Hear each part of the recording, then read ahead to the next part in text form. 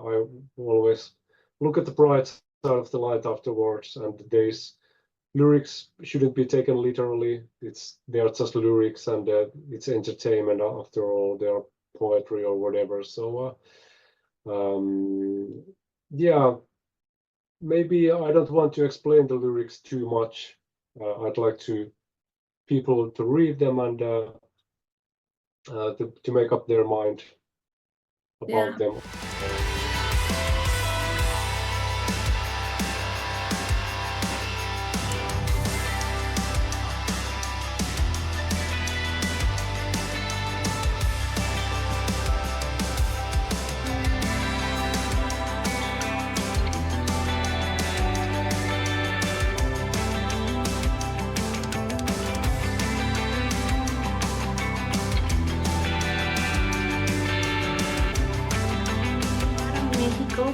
We are here with Olli-Pekka Laine.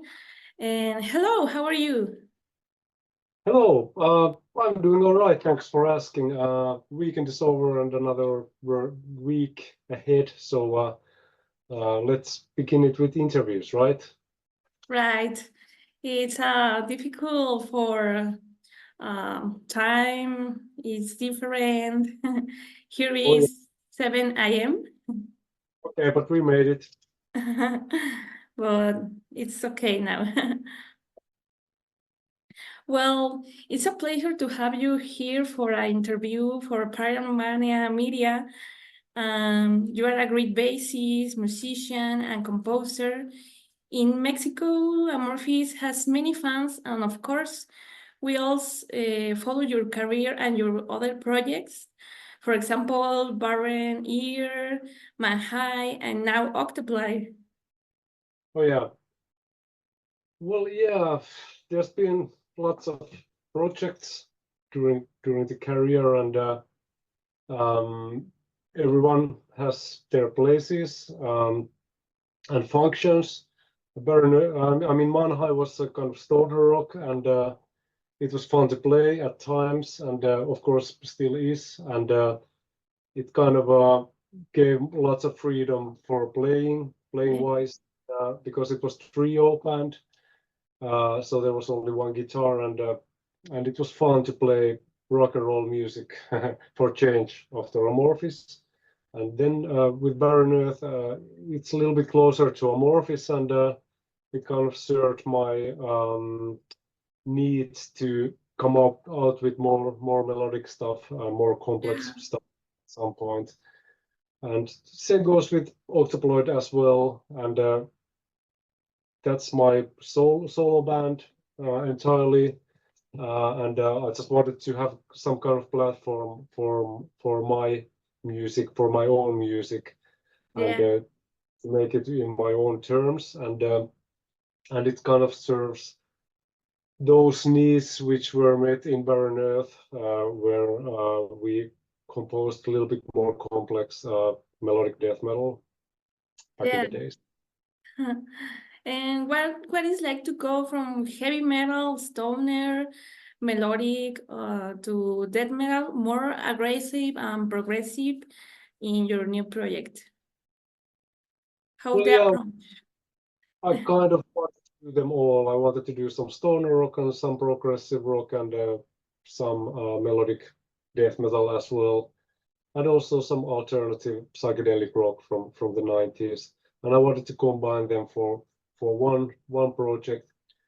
It wasn't forced; it just came out naturally, and that's how it is. And as you hear it on the album, it's totally unfiltered, and there's nothing intentional. It just came out like that, and I don't know if it could have been possible to do with any other band. I guess not, because all the other bands has some kind of framework around them, but this time I just wanted to do things entirely how I wanted to, and we can do more things that you wanted.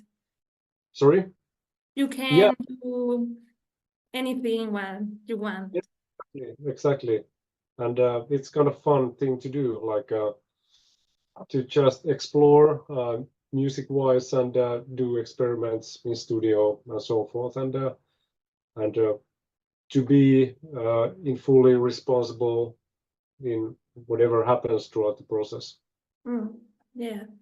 And we know that the band started in 2022 after COVID and difficult times, but you had a lot of good new ideas to make an album beyond the ions. Tell us how the composition process, the production of this great album. Well, I think I had few songs before we started to record the album, but after that, everything just happened really fast way and very natural manner, and yeah.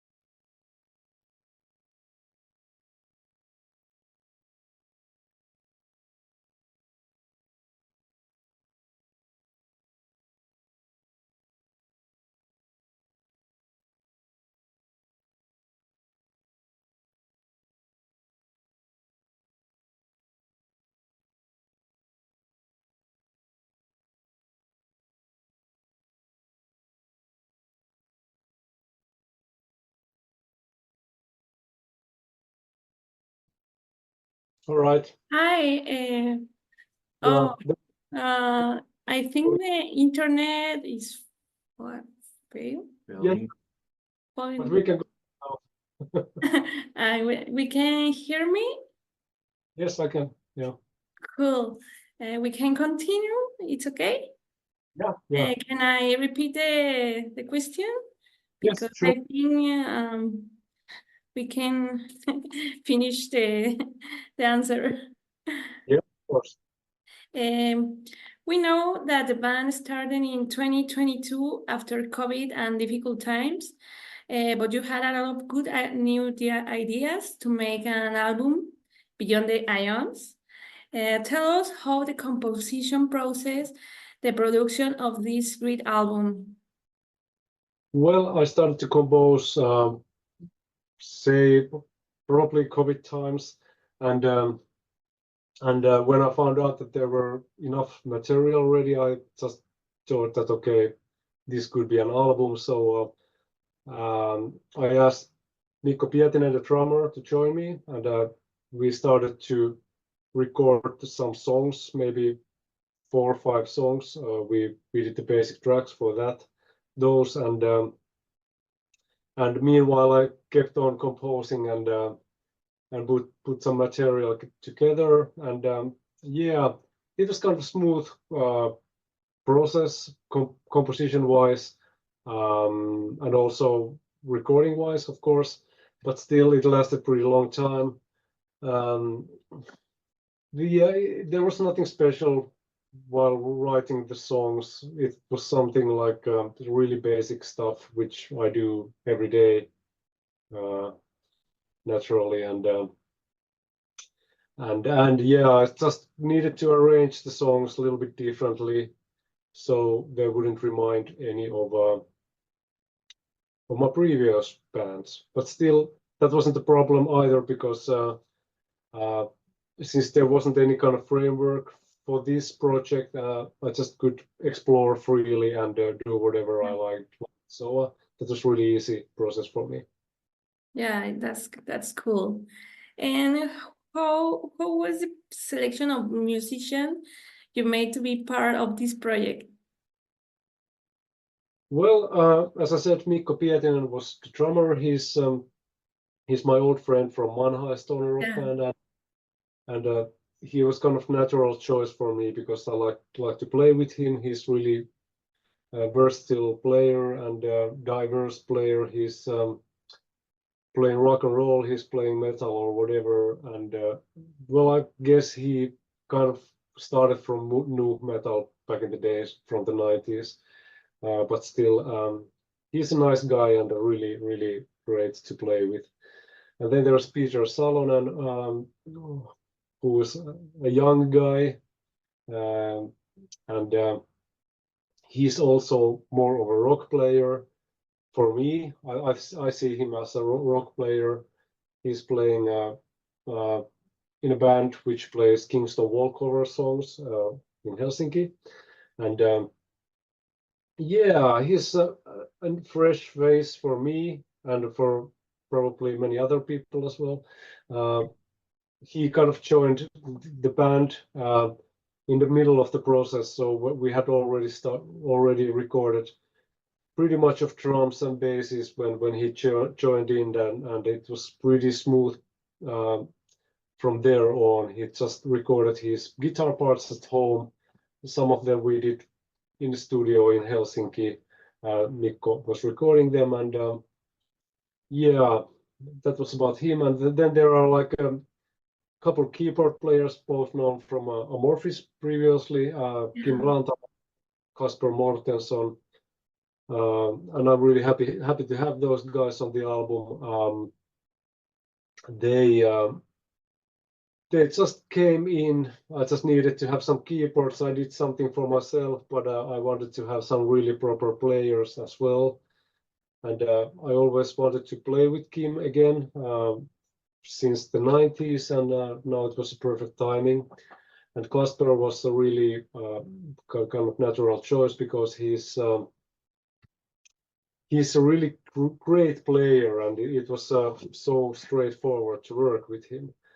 Yeah, we took just a couple sessions with him, and then there are vocalists like Petri Eskelinen, Tomi Joutsen, Tomi Koivusaari, Jani Tormuurinen, and Jon Aldara, and a couple more guitar players like Ile Laaksoma and Samuel Leminen. So there are pretty many players on the album, actually. Yeah, that's cool. You're all members. Yeah, that's right.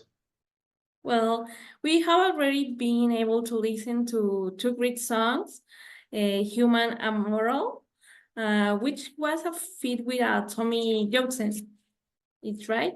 And in this letter, we can see that you are talking about apocalypse or something similar to what the war is like today, or what is your meaning of this song? Well, it's more about kind of a human being's ability to think things from the moral sense, and which seems to be pretty hard for humans. Actually, it's usually the society requires to have lots of laws and rules in order to humans work properly. If there wouldn't be any rules, probably there would be chaos around. And the inspiration for those lyrics comes from Friedrich Nietzsche's Antichrist book. It's about religions and how actually religious people are more often those who doesn't have morals at all, because they need to read it from the book rather than thinking by themselves and becoming to come up with their own moral values, which is kind of weird. But still, it's naturally it is about apocalypse, and it's something that I think humanity will end up with after, which is kind of obvious thing. Oh, and in the Dancing Nothingness, another single, what is the inspiration for that lyric? Is more dark or something? Yeah, it is dark and it's very personal, and it's an old lyric, very old, right, like 15 years old.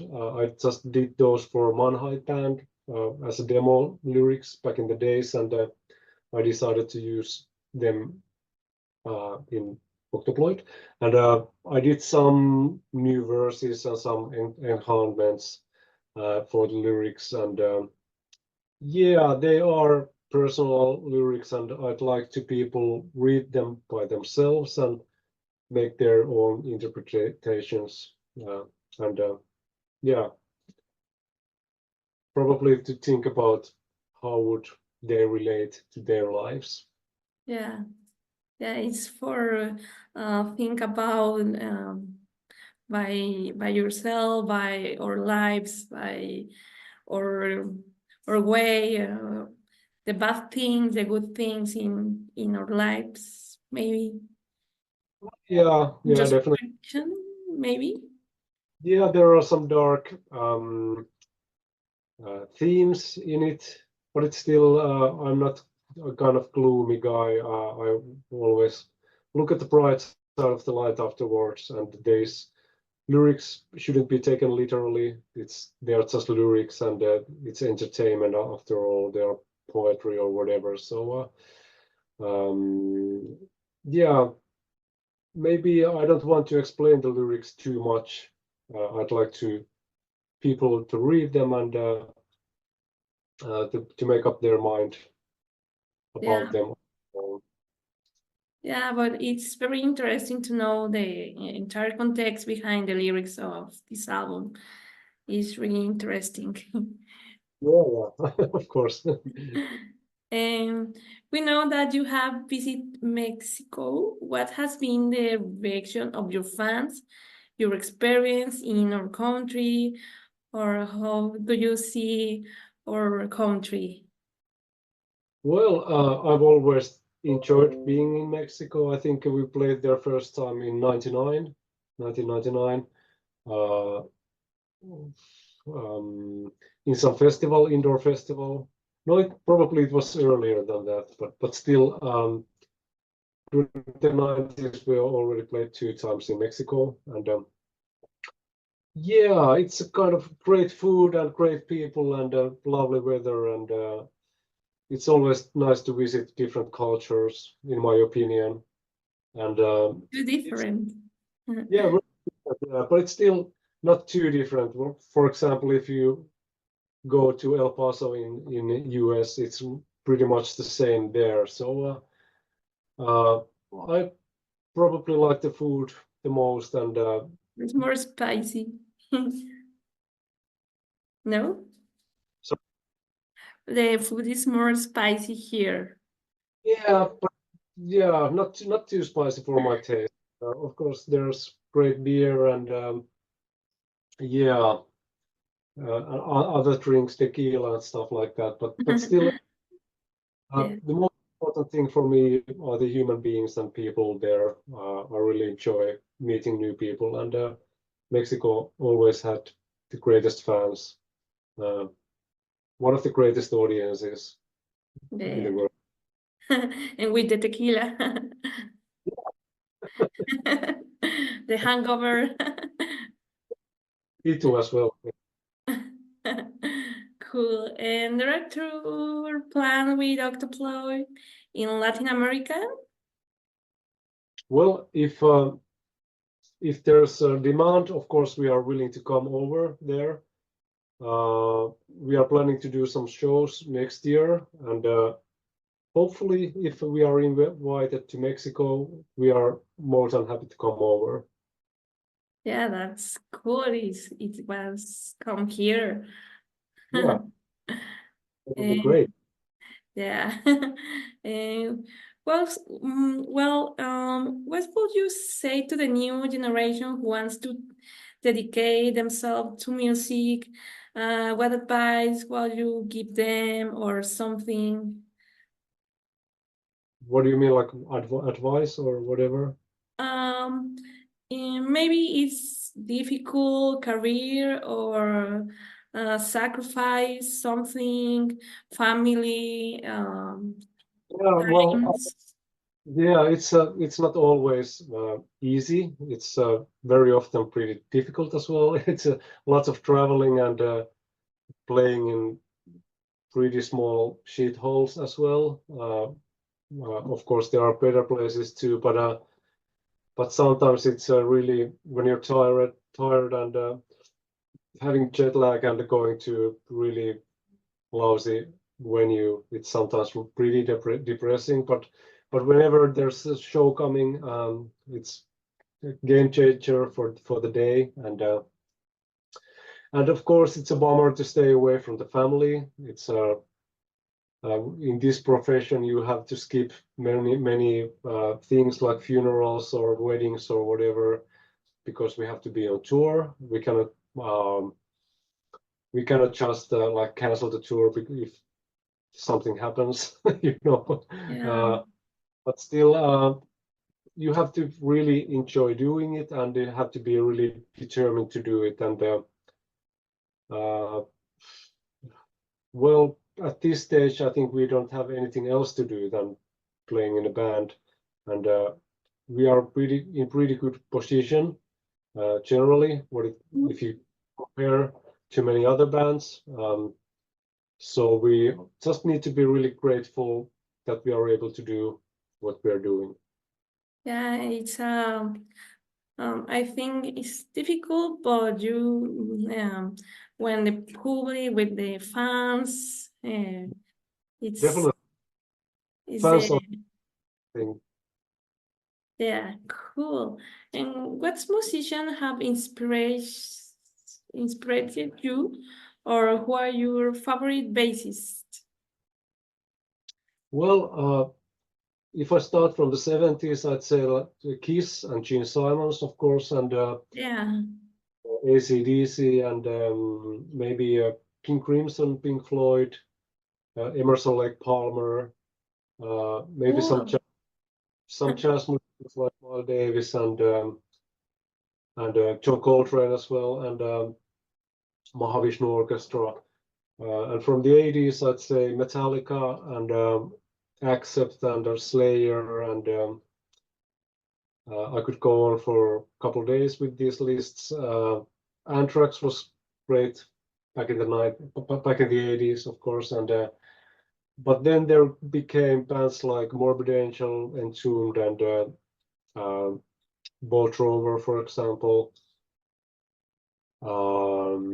Yeah, and that's pretty much it. I think it's a kind of it's my musical uh, pilgrimage ended up to the 90s somehow, because I kind of lost the interest in finding new music. Naturally, there are lots of great bands nowadays as well, but still, I still tend to listen to the old albums very often again.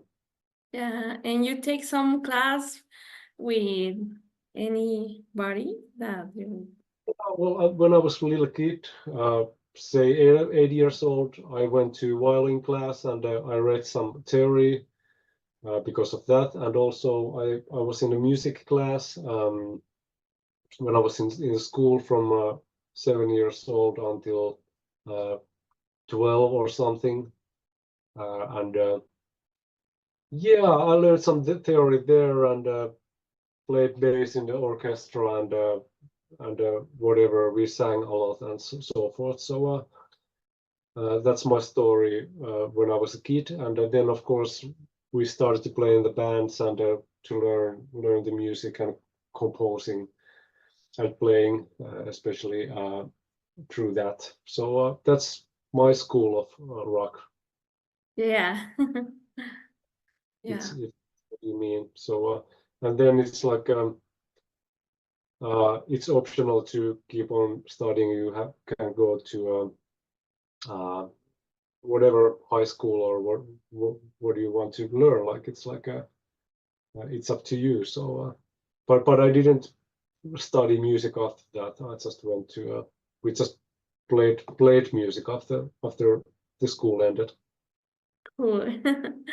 Um, well, talk about Octoploid, and we get the full album when we can get it, Sorry. and when we can get the full album of Octoploid. Oh, well, the album will be released in a couple of weeks Yeah. on 5th of July. That's the official release date of the album. So yeah, then the full-length album will be released. Yeah, so cool. Well, the time is too short, and it's almost finished this amazing interview. I have to say you thank you so much for your time, for um your words and all your Thank you and very much. Really, it was can you say hello to Pyromania and fans in Mexico? of course. Thank you, Avril, very much for the great questions and nice interview. And greetings from Oppo and Octoploid and Amorphis for Pyromania Media and Avril Granados. And see you on tour when we come to Mexico, either with the Octoploid or Amorphis. See you there. Yeah, see you in Mexico.